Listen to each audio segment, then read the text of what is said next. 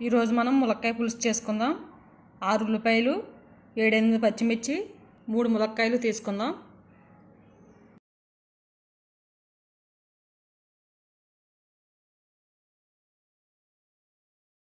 మనం వాటర్ పోసుకొని స్టవ్ వెలిగించుకొని ఉడికించుకుందాం. కొంచెం ఉప్పు కూడా వేసుకుందాం. ఇప్పుడు మూత పెట్టుకుందాం. మిక్స్ ఉడికితే మూకుడు పెట్టుకుందాం. 4 స్పూన్ల వరకు ఆయిల్ వేసుకుందాం. పులుసు కాబట్టి ఆయిల్ ఎక్కువే పడుతుంది. ఇప్పుడు మనం ఉల్లిపాయలు పచ్చిమిరపకాయలు వేసుకుందాం. కొంచెం చింతపండు తీసుకుని వాటర్ పోసి నానబెట్టుకుందాం.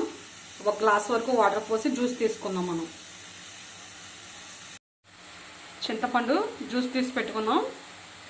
1 గ్లాస్ వరకు అయిపోయాయి. మనం 1 స్పూన్ పసుపు వేసుకుందాం. బాగా కలుపుకుందాం. ముందుగా కట్ చేసి పెట్టుకున్న ములక్కాయ ముక్కలు వేసుకుందాం.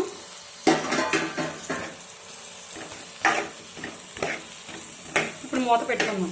కొంతసేపు 2 స్పూన్లు కారం వేసుకుందాం.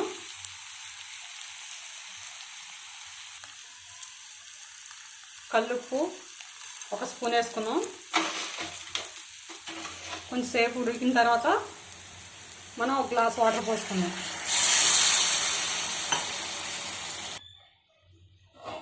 కొంచెంసేపు ఉడికిన తర్వాత మనం పులుసు పోసుకుందాం. ఉడికిపోతుంది. ముందుగా తీసి పెట్టుకున్న 1 గ్లాస్ చింతపండు రసం మనం పోసుకుందాం.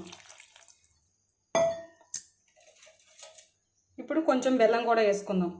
పులుసు కర్రీలో బెల్లం వేసుకుంటే చాలా బాగుంటుంది. ఎగ్ వేయించుకునేటప్పుడు కొంచెం హోల్స్ పెట్టుకోండి, లేదంటే మీద పడతాయి పగిలి.